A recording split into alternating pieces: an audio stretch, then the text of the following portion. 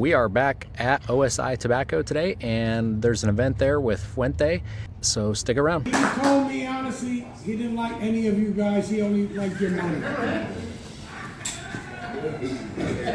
I'm going to say something. I'm not going to get into politics, but I'll tell you two things. There's two things in this country that we take for granted. The first of all is freedom.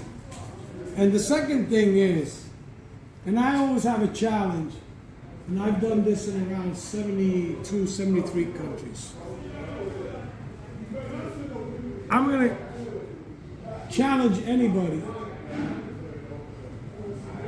that has a better answer of what I'm going to say. If you have a better answer of what I'm going to say, I'm going to give you $500. But if you accept the challenge and lose, you got to give me $100. I'm going to explain to you why this is the greatest industry in the world. It's the only industry in the world. If we can get that door closed, would be better, so I don't have to hear all those drunks outside. This is the only industry in the world where you're not judged by the color of your skin or religious beliefs. This is the only industry in the world, whether you're smoking a $5 cigar, or a $20 cigar, or a $50 cigar, nobody's judging you.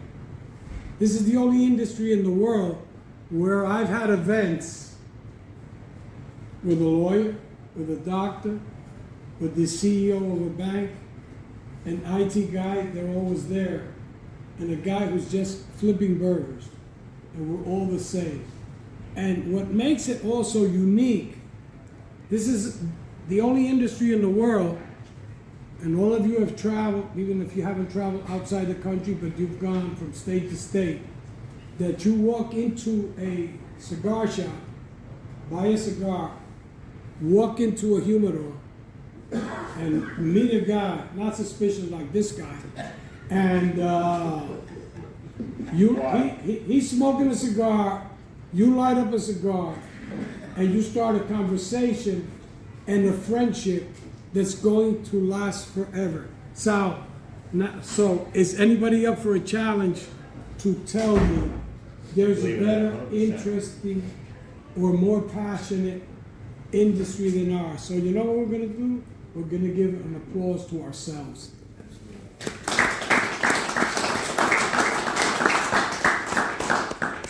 Look, I am 76 years old.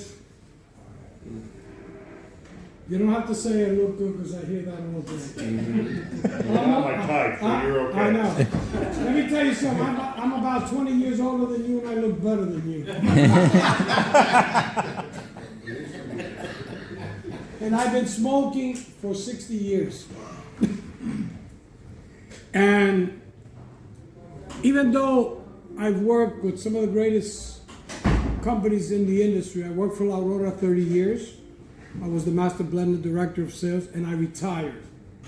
I got bored after a year, and my good friend Alejandro Martinez Cuenca, the owner of Joya de Nicaragua, invited me to go down there.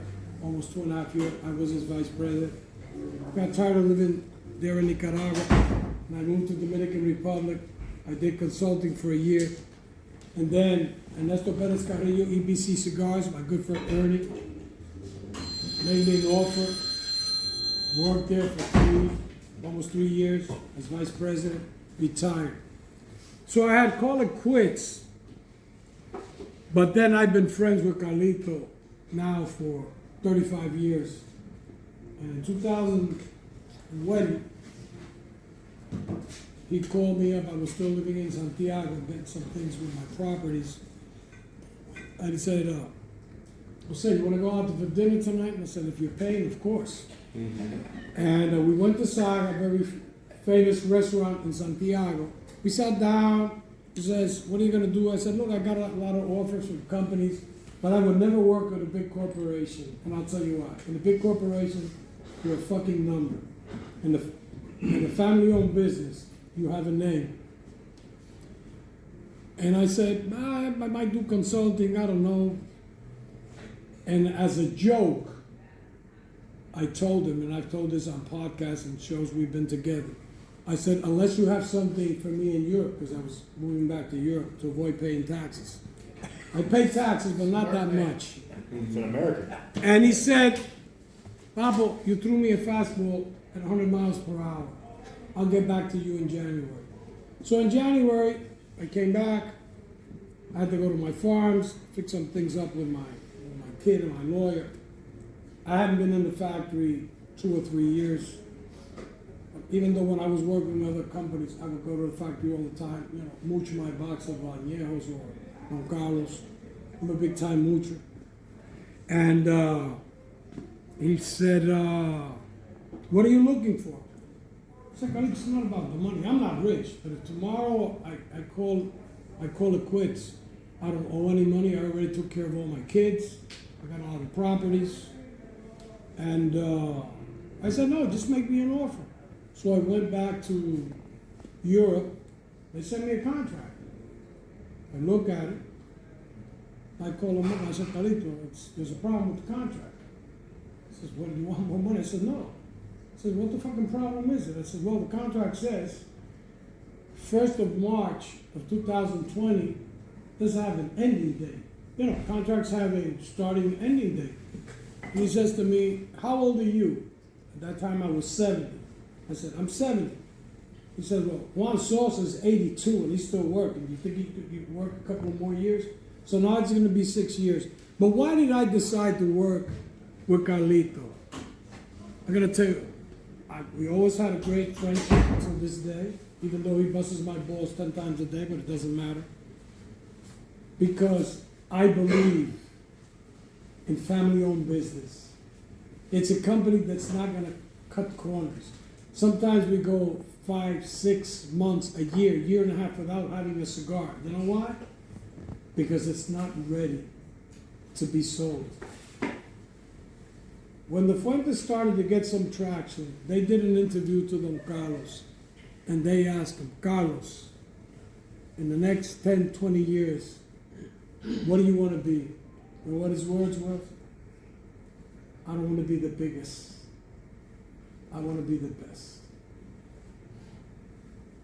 So, even though I've been smoking for 60 years, I'm still asking questions, whether I'm in Cuba, Nicaragua, Mexico, Dominican Republic. Because the only way you learn is asking questions. So tonight, if you have questions, please ask them. I'm going to explain some misconceptions that cigar smokers all over the world have. The first thing is, every cigar smoker, or the majority of cigar smokers, when they see a cigar with a dark wrapper, the first thing that comes to their mind is strong. Especially on a Maduro. I could go into Aaron's humidor and pick 60 cigars with a light wrapper that are stronger than the Maduro. Maduro means ripe. It's a fermentation process we do to the leaf to uniform the colors of the wrappers. Now, the other misconception that people have is people tend to get confused with flavor and strength. You could have a mild cigar that's full flavor, and you can have cigars that just strength. Now, when you're making a cigar, there's 6 elements that the blend has to have. The first one is flavor. The second one is strength. And the third one is aroma. Those 3, in all honesty, are not so hard to accomplish. But when the blend gets complicated, is on the 4th, 5th, and 6th element. And what's the 4th element? It's what we call complexity. I don't care how good a cigar is, if from start to finish, it's the same flavor, the same strengths, the same notes, it becomes a good, boring cigar, or what we call in the industry, a very one-dimensional cigar. So the 5th element is balance. And what is balance? Balance in a cigar blend is like a symphony. You don't want high notes, you don't want low notes, you want total stimulation in your mouth and all the senses you're picking up. And the last element, it's what we call finish, where the majority of consumers, and again, all over the world, get confused. Sometimes you see the reviews on Cigar Aficionado or Half Wheel or Cigar Coupe that says the cigar was medium to full, bada bing, bada bang, and it had a long finish. And people think that for you to determine the finish, you have to smoke the whole cigar. No. You smoke an inch of a cigar, you're going to know if it has a long finish, a short finish, no finish, or a bad aftertaste. When do you know that the finish is good? When your lips are tingling, you have total stimulation in your mouth, and you don't want that cigar to finish. So over the 6 elements of blending, does anybody have a question? Okay, a question I'm going to ask everybody. And let me see who's the most suspicious person here to start off with. Hey, sir, how are you? Nice to meet you.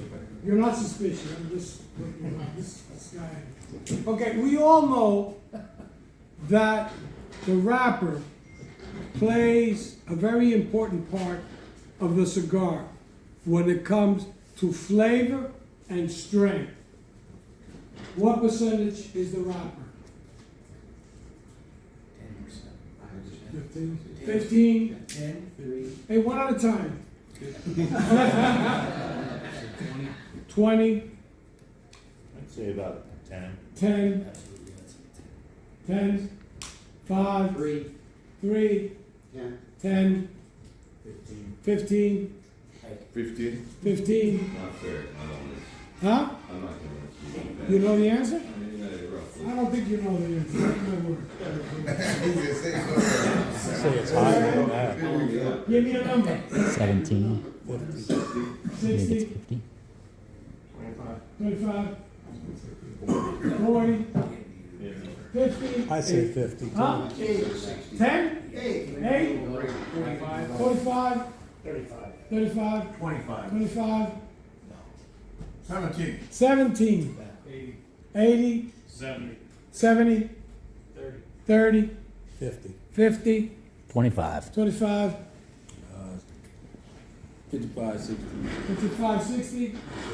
60? Has anybody not answered? 50? None. What? 0. You got issues. We already knew that one. Somebody knew about it. That's a suspicious dude. And the answer is depends. And I'll tell you what, it's a trick question, and I'll explain why. You take a Robusto 5x50 with a Connecticut wrapper, it's going to be 20 to 22%. You take that same filler binder and wrapper on that Robusto, and you put a Corojo Ligero wrapper on it, it's going to be 60 to 65.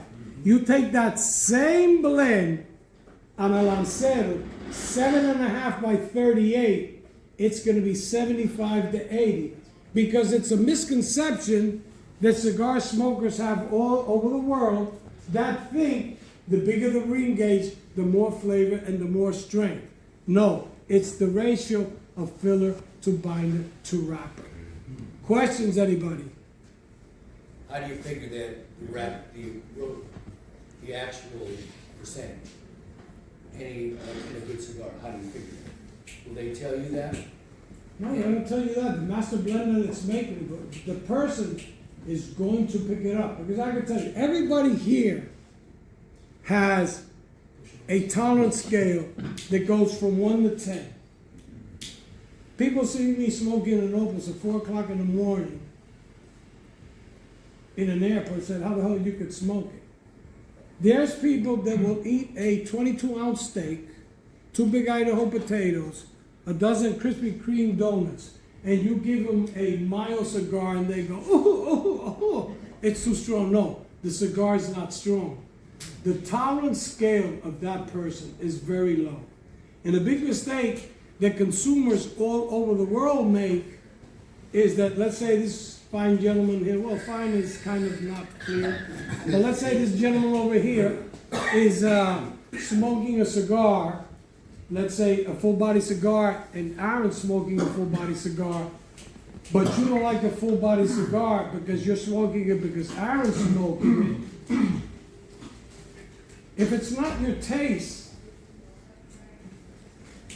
you're not going to enjoy it. It's like with pairings. In this country, in Europe, it's a little bit more, people don't criticize so much the pairings. Here, there's people that I trust their palate, that the only thing they do is drink Diet Coke. The only way I'm going to have a fucking Diet Coke, if I'm in the desert, I'm going to die. But does that mean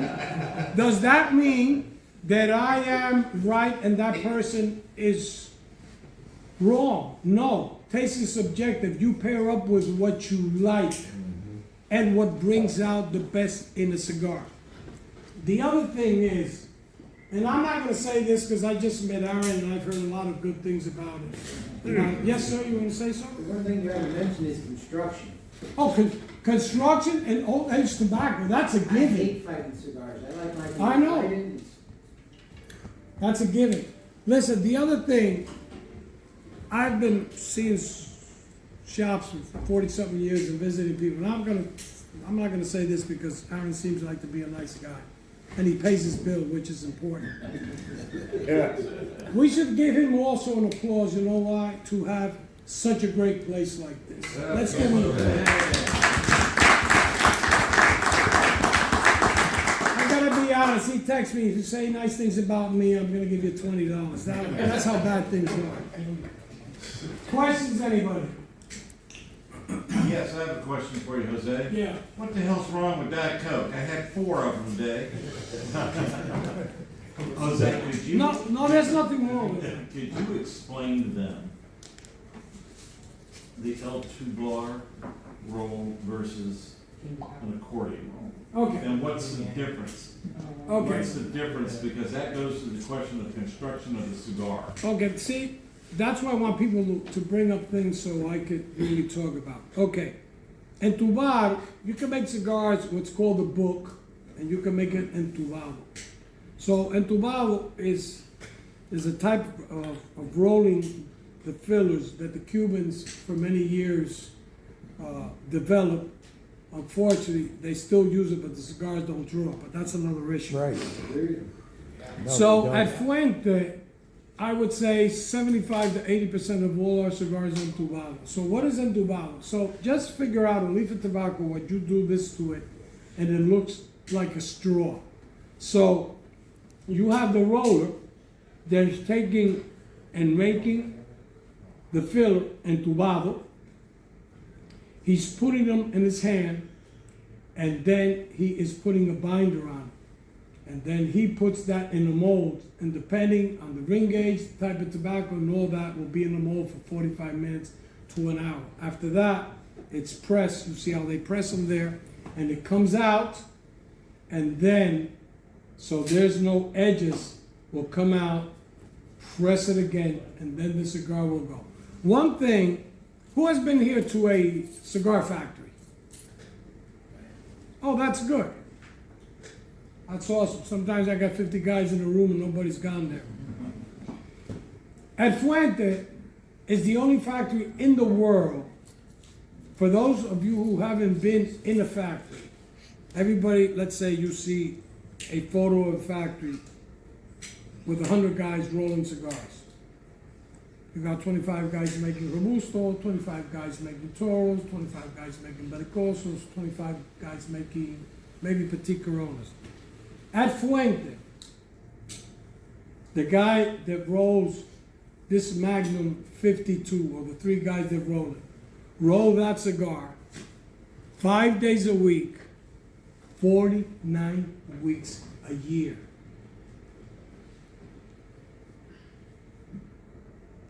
The Magnums, there's a room like about 5 times the size of this, where there's guys only rolling Magnums. There's a room where they're only rolling Hemingways. There's a room where they're only rolling Casa Cuba. There's a room where they're only, 2 rooms where they're only rolling opus. There's a room where they're doing all the Gran Reservas. And even though Carlito says that perfection does not exist, but I can guarantee you, out of 1,000 cigars, 999 are gonna draw well, they're gonna burn well, and they're gonna taste well. And the other thing that we do at Fuente, which nobody else does, when we receive tobacco, we deep freeze it. 20 below Celsius for 72 hours. Why do we do that? Because every leaf of tobacco in the world has what's called la cioderma, which is what produces, remember sometimes you get those little holes in your cigars? Those beetles. So what happens? We make the cigars, and after the cigars are made, they go into these huge coolers, and 20 degrees Celsius below, we freeze them again, just to be sure. But even with that, after cigars are aged for a year and a half, 2 years, like some of our stuff is done, we box everything up. And before we put them in those huge containers to come to the States or South America or to Europe, to wherever it is, we deep freeze them again. So if somebody tells you, I got a cigar from Fuente that got the beetles in them, that's like, what's the possibility or the odds of hitting the lottery or getting hit by lightning? What happens is that you buy your cigars, you put them in the humidor, and any other cigar that's infested already, those little animals come around. So I bring this up not only because to talk about the quality control that Fuente has, but for you guys that are all here, which I know you're all passionate cigar smokers, sometimes you spend a lot of money on cigars, you buy good humidors, but you don't take care of your cigars. The beetles will pop up after 90 degrees Fahrenheit. And if you want to know if that's true, come here, buy a $2 cigar. And in the summer, put it in your backyard and leave that cigar out. And I can guarantee you that after 5 or 6 days, if that temperature is over 90, you will see it. That will look like a strainer that you use for spaghetti, all full of that. And that is because the beetles that are inside are gonna hatch.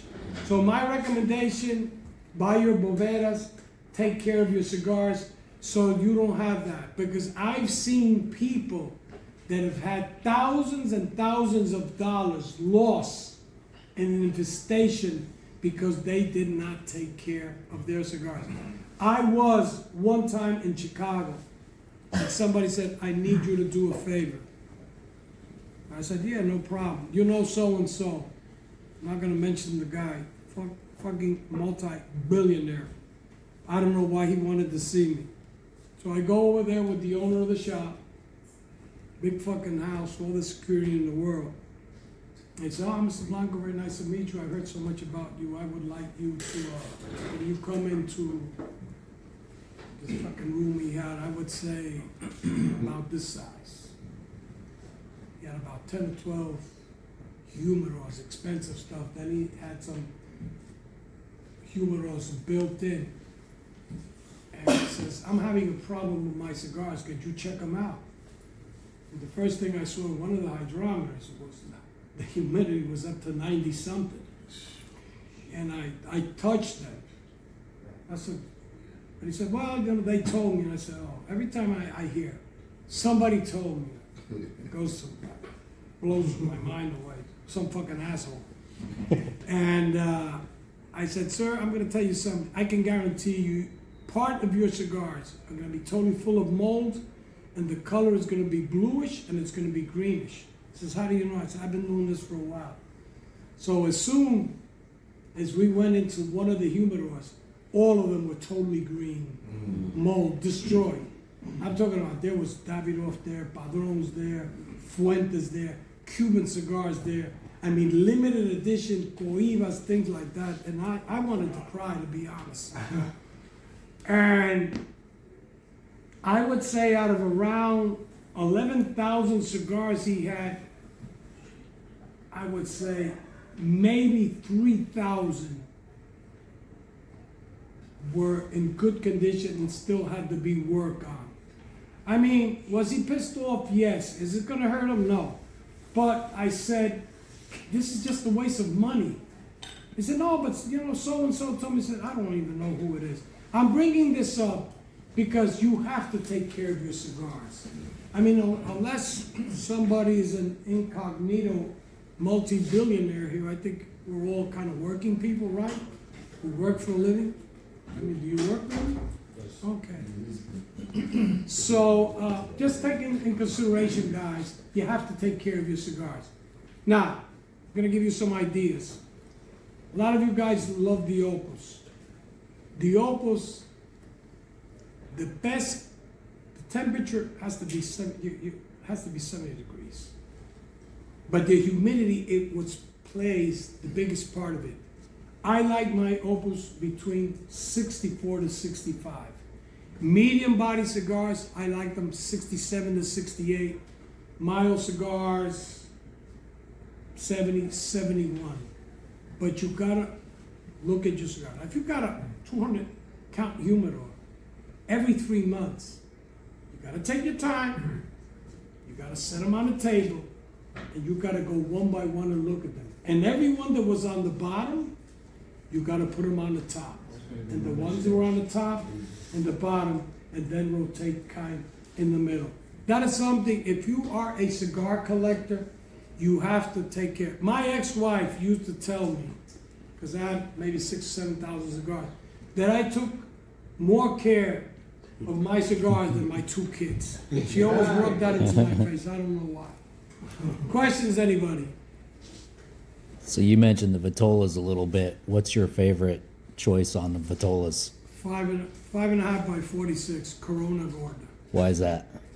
Because I can get more of the flavor, more of the complexity of the cigar. But that said, remember, taste is subjective. Right. There's people that say, I don't smoke Lancero because that's a girly cigar. Let me tell you something. That's a connoisseur cigar. The problem with that is you have to know how to smoke it. A Lancero not only is the hardest cigar to make, it's the cigar that you really have to smoke it correctly. The problem, a lot of people don't smoke Lanceros because, to be honest, a lot of them are very loose, a lot of them are very tight. And that is the truth. We only make Lanceros for charity events. There's only one guy that makes it, and he only makes 25 to 30 a day there. And then I see the guy making them there. And he does it with 7 fillers entubado and a 38 ring gauge. One of the few rollers in the world that can do a cigar like that. Questions, anybody? Yes, sir. You brought up about the Bavitas.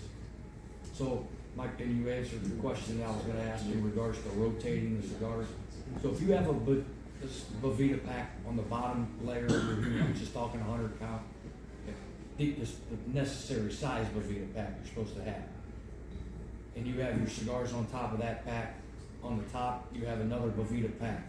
Is it still necessary if the Bavita packs are still doing It all depends how good your humidor is. Because the way it works is that Bovita pack at 70 or 72, whatever you want, 69, it's going to work on the top.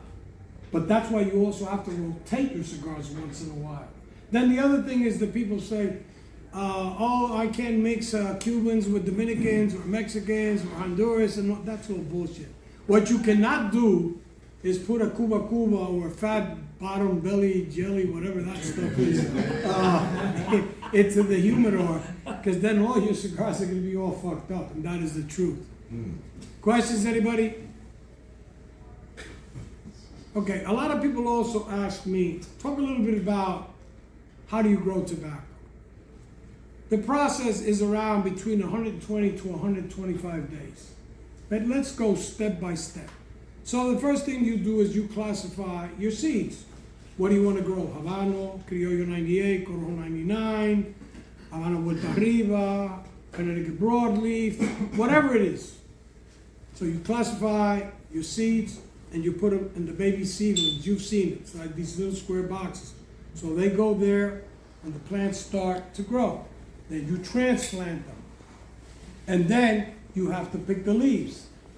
But if you pick the leaves too young, you're screwed. And you pick them too ripe, you're screwed also. But let's say you did the picking correct, and depending on the type of tobacco, it's called cool hit, which is a stick. You're gonna put 40 to 50 leaves in. Then they go into what's called the curing barn. That could be between 38 to 40 days, 41 days, depending also on the tobacco. The tobacco will go from green to yellow to brown. So let's say when you're doing the curing process, it's raining. What do you have to bring into the curing barns? Humidified. Heat. Heat. Because if you don't bring in heat, the leaves will just rotten. But let's say during the curing period, it's hot. What do you got to bring into the curing barns? Water, exactly. Buckets of water, because if not, in 15 to 18 days, you will go into the curing barn, take that leaf, and it will crack like a cracker. So let's say we do that process correctly. So after that goes what people talk the most about, which is fermentation. So you've seen these huge photos, and you guys that have been in factories, where in some countries they're called pilones, in some countries they're called troas. Some people do it this high, some people do it this high. And that's where the fermentation process starts, where you're getting out all the ammonias of the tobacco. But what happens? If you over ferment the essential oils, which is what gives the flavor of the tobacco, you have left the tobacco like paper. Does paper have any taste? But what happens? How many times have you smoked a cigar and all of a sudden you pick up bitterness and sourness and even metallic notes? That means that the fermentation process was not done correctly. So if you over ferment, it's bad, but if you under ferment, it's just as bad. But let's say you did the fermentation correct. In Fuentes' case, then that goes into those gigantic warehouses that we have. We don't use a filler that's not at least 5 years old. And we don't use wrappers that are less than 6 or 7 years old. Now, some of those special edition and things that Carlito does for charity and things like that, you're talking about fillers and binders that are 10 years old and some wrappers that are 11, 12, even 13 years old. But at Fuente, and my good friend here, supposedly, which I'm looking for a new salesman, anybody can send me their applications. I'll get you the Snickers. Too old. I'll get you the Snickers bar. We have there 17 different humidors. And when I was there in January, we had 15.7 million cigars in the humidors just aging. But if you go into the Opus humidor, the temperature and the humidity is going to be totally different from the humidor that has all the Hemingways and Don Carlos.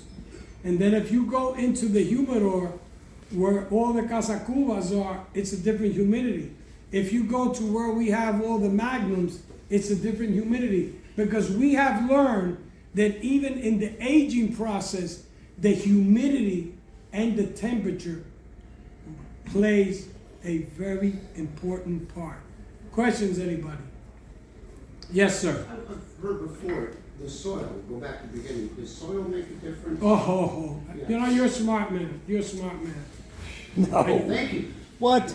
You're my wife. That's what his wife said. That's the first time I've heard that. How much she pay you to tell him? No, the most important thing, and anybody who's in agriculture here knows this, what's the most important thing of the soil? It's what's called the pH. You don't want it to be more than 5.5 to 6.5. And then the nitrate and also the magnesium that the soil has. So that is very, very important. Now, every crop is different. If you ever hear on CNN or Fox News or NBC that somebody, whether it's grapes or tobacco, had back-to-back the same crop, identical, even if you don't believe in God, start praying. The world's coming to an end. It will never ever happen.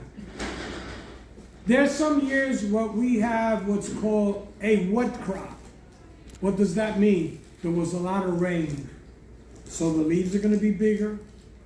They're going to be thinner, thin veins, thin leaves, less oils, lighter colors. What does that mean? That the fermentation process is going to be shorter and a lower temperature. But let's say you had a season that it didn't rain that much. The leaves are going to be smaller, thicker leaves, bigger veins, more oils on them, and darker. The fermentation process on that is going to be longer and at higher temperatures. So Mother Nature plays a big role on this. I'm going to ask now another question. I'm going to start with my friend here. And please, one at a time. You have a perfect cigar. It was scored 100. It's going to burn well. It's going to taste well. It's going to draw well. There's only one thing that can ruin it. And don't say it's your wife, because I've heard it too much. What can ruin a perfect cigar? The way you light it. The way you light it. The way you light it. The way you store it? But it was perfect. Okay.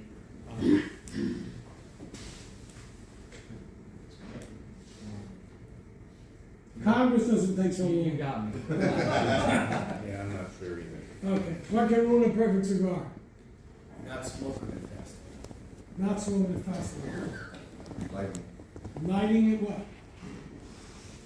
Wrong? Okay. No idea. The way you cut it, the way you store it? the way you store. All right, what can ruin a perfect cigar?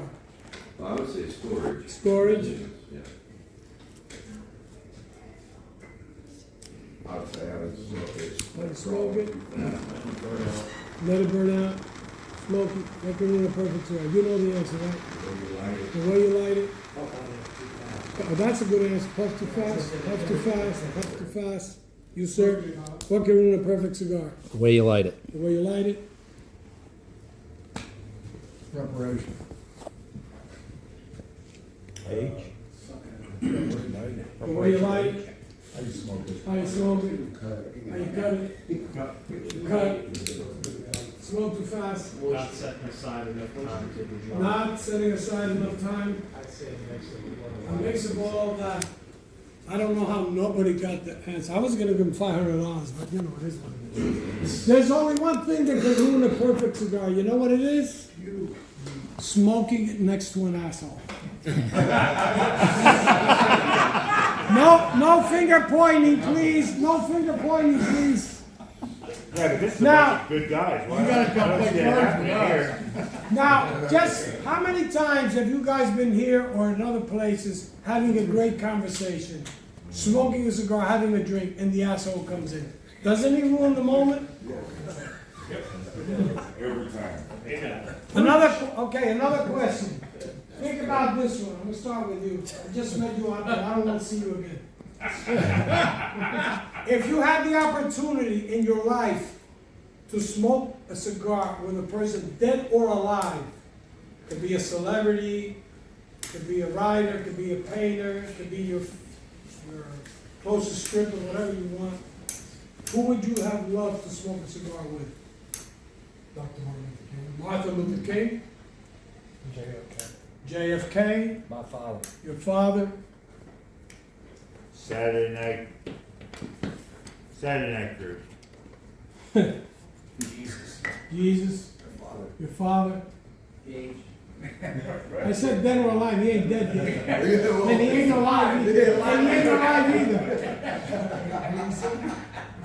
think of one person, Sylvester Stallone. Still size good. George Burns. George That's Burns. what I'd say. Huh? Dad. Your dad. No idea. Aaron, Great-great-grandfather. great-grandfather? Who? Oh, man. You wanna know a person that has issues, you got it right there, he doesn't know who can smoke a cigar. He has issues, we all know that, especially Your me. grandfather, your father, I say Carlito or his dad. okay. My son. Your son? Either Carlito or Ariel. Mrs. Churchill, you, sir? Michael Jordan. Michael Jordan? My grandfather. Your grandfather? Who? Your father? Ulysses Simpson Grant. Yes, He was sir. a great smoker and drinker. Not you, man. Fuck, you don't wanna smoke a cigar with me. Who? Great-grandfather? Grandfather? Grandfather? Grandfather? Damn the whole. You have issues, you? I wouldn't mind having a cigar with those US grants. Okay. I'll tell you what. Did anybody not give an answer? You know who's the number one in the world? Sir Winston Churchill, by far. That's what I was gonna say before. And to be honest, if I had $1, let's say a dime for every time I've asked this question, I could retire. This is the first time that anybody has mentioned a president and a great general, Ulysses S. Grant. From Ohio, baby. Oh, that's why he was from here? Yeah. Oh, shit, see, I learned something. Yep. Questions, anybody? Crazy man from Chillicothe. What was the inspiration what was the inspiration for the creation of the Petite Lancero of the Don Cronos? Because this cigar is an awesome cigar. Look, like everything that Carlito makes, you know, the Lanceros, we couldn't make enough of them because we never made Lanceros to, unless it was for charities and things like that. And it was easier to get a couple of guys to learn how to do them after 3 years. And a lot of people were asking for Petite Lanceros. Let's talk a little bit about the Fuente family. People see how big Fuente is. We're in 100-something countries, and we're not in more countries because we don't have more cigars, and we make 42 million cigars. But what people don't remember or don't know is that in the 70s, Carlos and Carlito had a factory in Nicaragua, and the Sandinistas burned it down. 1977. They get it moved, didn't they? Then they went to Honduras. Right. And you know what happened? Fucking factory burned down again. Because of the politics, if I remember right. Well, that part doesn't, we don't know what it was. Till this day, they don't know. So what happens? They go back to Tampa. Not a lot of money. I think Don Carlos, if I remember right, I think he mortgaged his house. And him and Carlito go down to Dominican Republic. And you know with how many people they started the factory? 7 people. Today, between Tampa, Dominican Republic, the farms in Santiago, and the factory, we have over 3,000 employees. And we make 42 million cigars a year. So you have an idea of how much tobacco we have. Let's say hypothetically, for the next 8 years, because of weather conditions, nobody could grow another leaf of tobacco.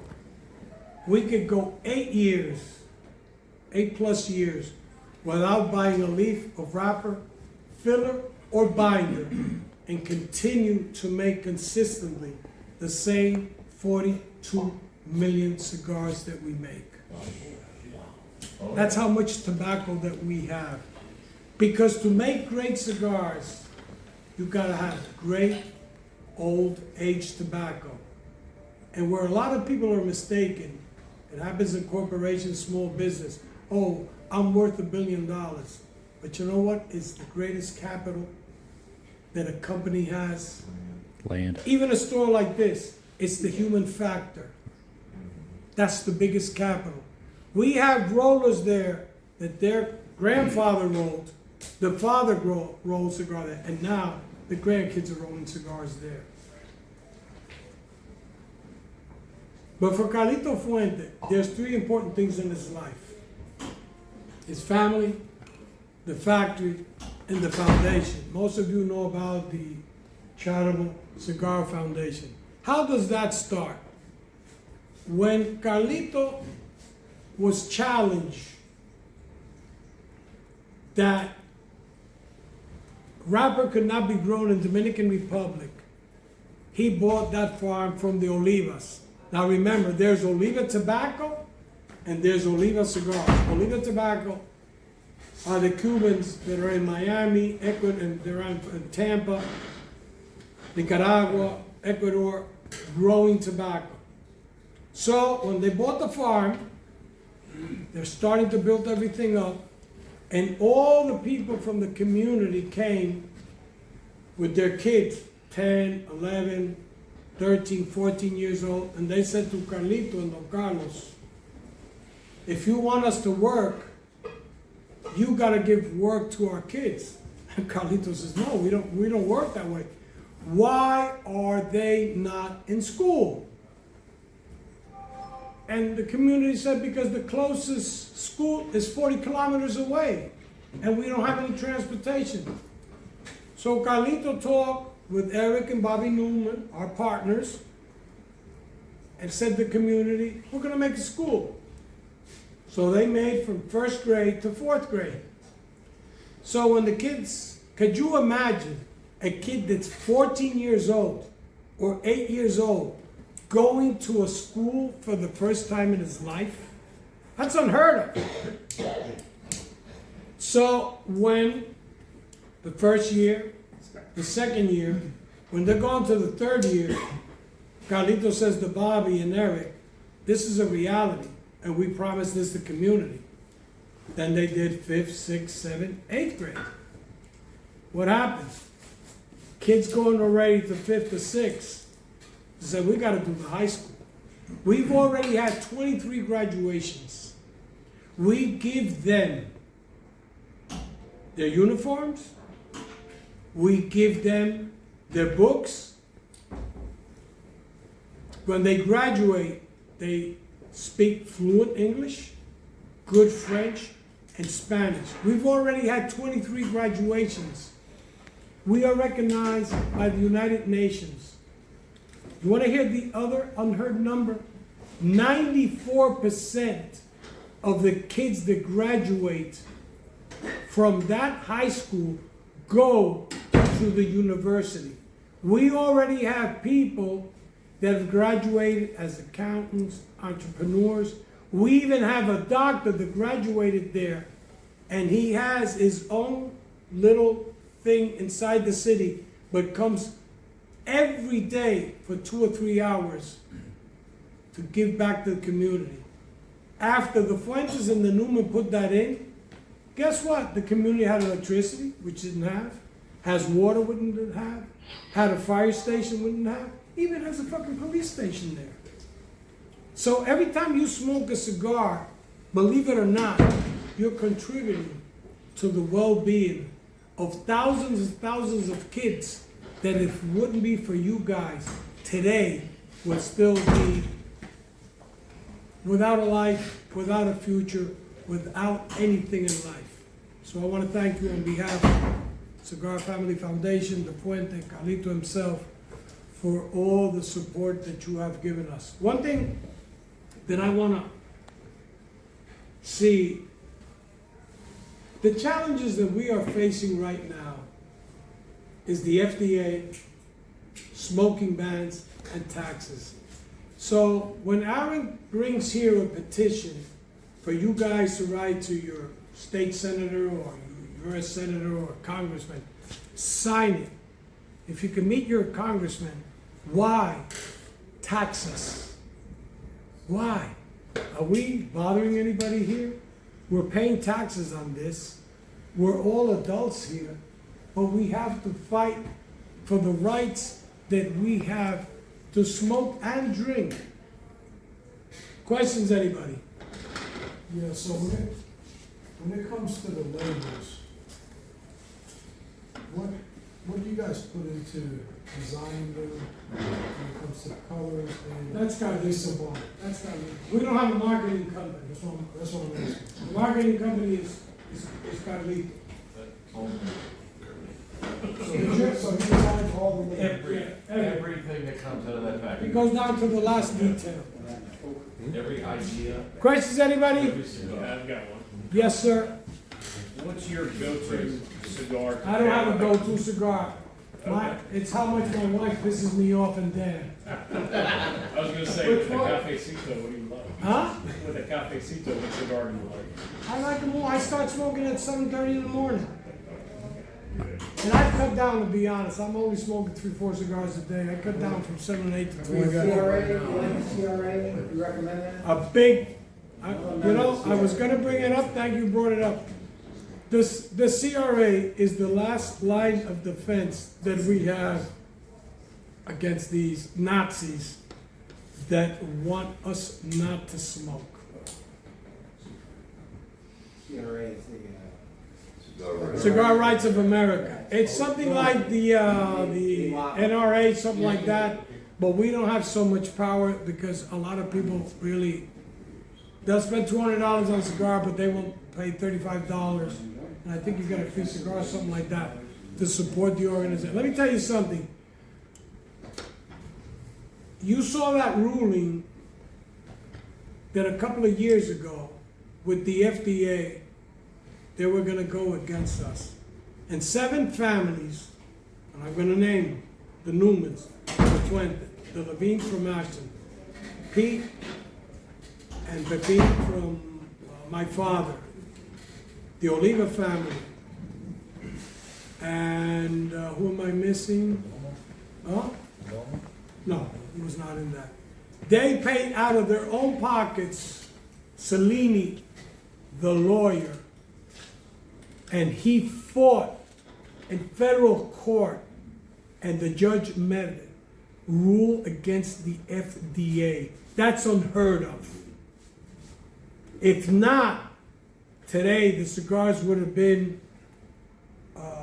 ruled by FDA standards, and probably we'd have lost 50% of the shops.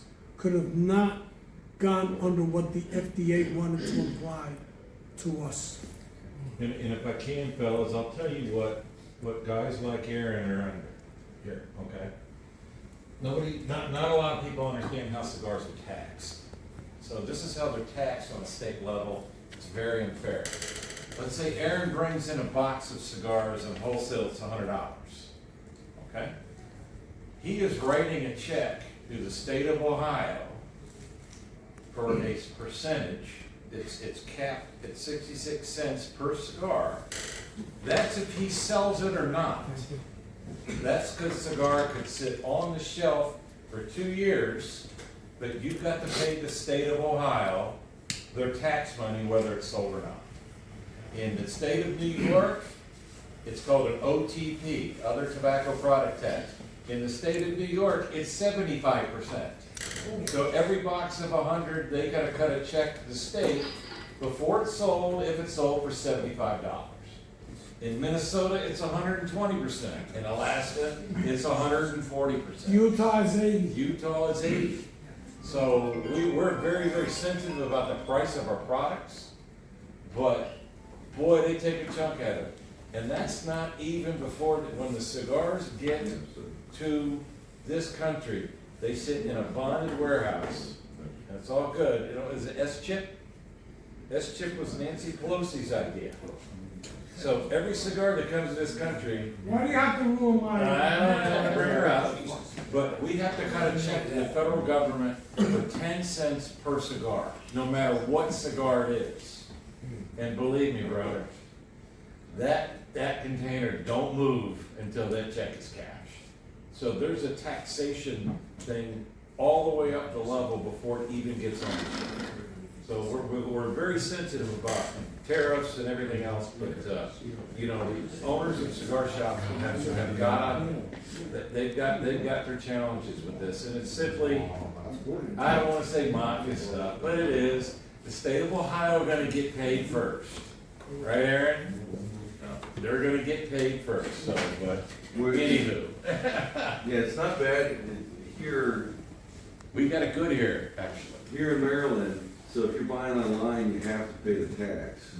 Ohio, Maryland. My friends that have shops in New York, if you buy online, nobody pays that 75% tax. So the brick and mortar guys have to pay that 75% tax.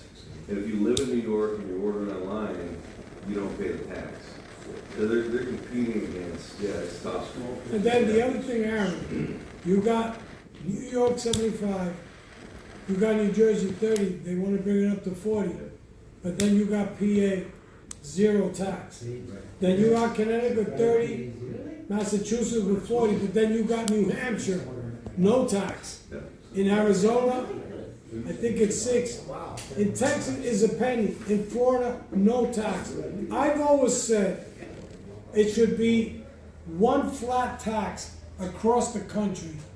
And I know some states that don't have tax don't like that. It should be one flat tax across the country.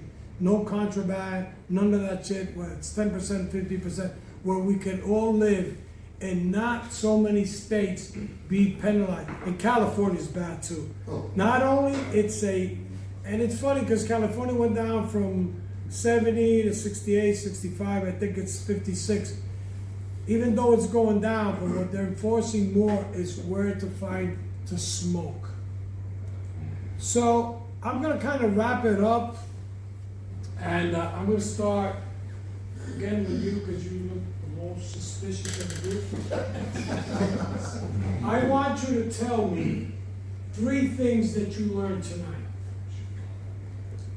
Don't smoke next to an asshole. That's number 1. Don't smoke with assholes. Next to an asshole. The wrapper, The importance of the wrapper. and then, also making sure that you store the cigars properly. And making sure he was paying attention. You? Rotation of the cigars. Rotation of the cigars, The percentage of the wrapper. the percentage of the wrapper, Don't smoke next to and don't smoke to an asshole. That one's gonna come up all night. With Jarvis, I agree with what he said. You agree what he No said? asshole. Agree. Sir, what did you learn? You were drinking all night. Who knows? Yeah, what look. it was? Drinking all, and there's no place like home, isn't that what Dorothy said? But I mean, the cigar that I like. I said, what 3 things did you learn tonight? I learned about you're the doctor, and you're the best, so They that's. call me the professor. I don't know why. Okay, professor, doctor, I mean, I've learned a lot of good cigars, how to hold. What did you learn? The leaf, how they prepare it, how you prepare it, manufacture it. Okay. Which I was very interested in. That's what I. You sir? The importance of the inventory that you control and how it's controlled, the way that they're stored, how you take care of your cigars, and who you smoke. So he was paying attention. You were drinking, he was paying attention. Yes, he has one of the best, and any kind of cigars that I have that were terrible, I bring them to his humidor. It's fantastic. What did you learn, sir? Take care of your cigars, the fermentation that you do, and again, I guess the incubation period. Taking the seed, taking the soil, and start to grow.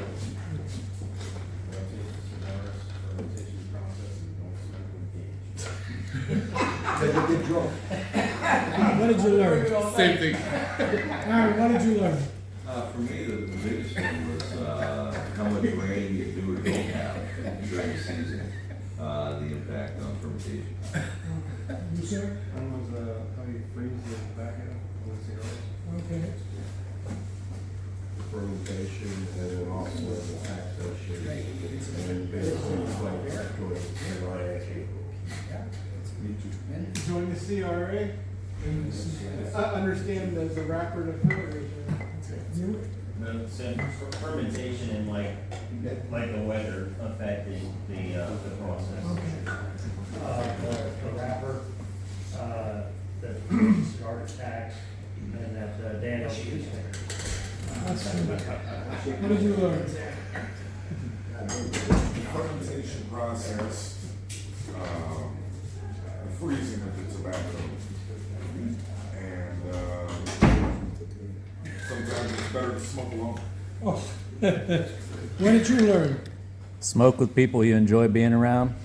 Could be a doctor, lawyer, a bum on the street. I mean, the bum is kind of questionable. Yeah, well, you know.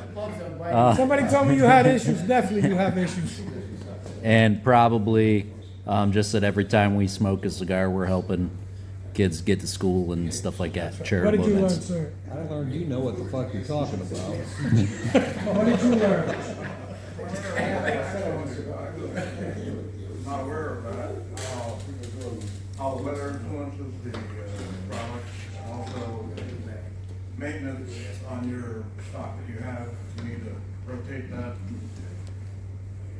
But this tax issue, this is like a time dependent thing. Today it's like this, tomorrow it's gonna be different. Now, they're talking about putting 100% tariffs to Nicaragua. What did you learn? Worms, taking care of my humidor, and the taxation. Okay, yes, sir? The importance of soil, pH, rotation of cigars, and the difference between the importance of the human connection of the company. Henry was for us to smoke cigars from the children out there. I need to join this cigarette. Still part of my answer. The chair. They've been scratching his knee. The importance of crop storage and then the six. Blending a cigar. What did you learn? Taking a proper way to make sure you smoke a cigar on the store your cigars. And I have a question on top of it. What is the actual aging process? How does that change the actual spotting equipment? If you got good, let me tell you something. It's good for everybody to understand it. Another misconception that people have is you buy a box of cigars because it was a great price, it was a deal, whatever it is, and it was made with bag tobacco. You can put it away for a year, for 2 years, for 3 years, for 10 years. You know what's going to happen? It's still going to be a bad cigar. And the older it gets, it's even worse. Now, good tobacco is going to get better in time. And I have to say this, sometimes, what does it change as far as the complexity of it, the longer no, lasts? the tobaccos are going to harmonize much better. No, what I was going to say, sometimes you buy a box of cigars because that company maybe didn't age it in the aging room enough. You smoke the cigar and you say, it's kind of young. You put that cigar away and you smoke it in 60 days, you will notice a difference. You smoke it in 180 days, a bigger difference. You smoke it in a year or two, it's going to get better. Why? Because it had good tobacco. Bad tobacco is never going to get better. I'm going to wrap it up because I'm an old man. Yes, sir. $5. Jesus, he only has 5 cents, is it okay? If you have a good sized humidor, is it better to leave them in the box with it closed completely when you're aging, or would you rather it have take it out of the box and then open Listen, if you have one of those big humidors like this, standalone, whatever it's called, Yes. you could leave it in the boxes. But the way I have it, I have one humidor that has some boxes that I want to keep in the boxes. But out of the couple of thousand cigars that I have, I will have them all loose. Cellophane, no cellophane. Some with cellophane, some without cellophane. So you don't take them out right away? No. You leave them in it? Is it best to take them out of the wrapper? No, I would leave it in the. I would leave it in the wrapper. I have some without wrapper, because I know Yeah. if I take the wrapper, the cell off, Yes. I know I'm gonna accomplish more. But to play it safe, leave it in the wrappers. Leave it in the wrappers. Take In them the out of cello, here. I mean, So take them out of the box and place them in the humidor with the wrappers on. with the cello on, yeah. Okay. Questions, anybody? I was gonna add one more thing I learned, to keep my Fuente separate from everyone else. Well, you gotta share them, now you should share them with an ass. No, I mean, don't cross. Guys, listen, any other brand. First of all, I would like to thank Aaron. Let's give Aaron applause.